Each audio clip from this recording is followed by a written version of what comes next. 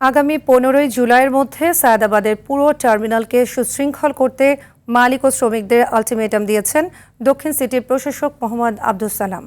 রাজধানীর গণপরিবহন ব্যবস্থায় শৃঙ্খলা ফেরাতে এবার চিরচেনার রূপ পরিবর্তনের সিদ্ধান্ত নিয়েছে দক্ষিণ সিটি কর্পোরেশন।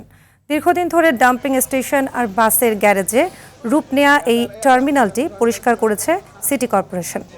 প্রশাসক জানিয়েছেন, এখন থেকে রাস্তার বাইরের সব কাউন্টার বন্ধ থাকবে এবং যাত্রীদের বাধ্যতামূলকভাবে টার্মিনালের ভেতর থেকে বাসে উঠতে হবে, অন্যথায় চালানো হবে মোবাইল কোর্ট। রাজধানীর অভ্যন্তরে যানজট কমাতে এবং সড়কে শৃঙ্খলা ফেরাতে আগামী 3 থেকে 4 মাসের মধ্যে আন্তঃজেলা বাস টার্মিনাল কাঁচপুরে স্থানান্তর কোথাও জানিয়েছেন দক্ষিণ সিটি কর্পোরেশনের প্রশাসক।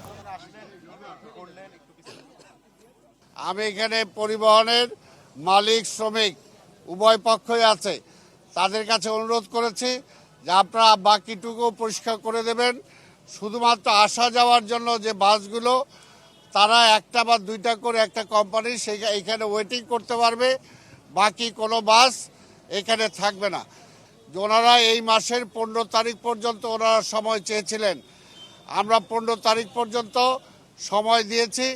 আমরা আশা করি এই 15 তারিখের মধ্যে ওনারা একটা সিস্টেমের মধ্যে ওনারা নিয়ে আসবেন।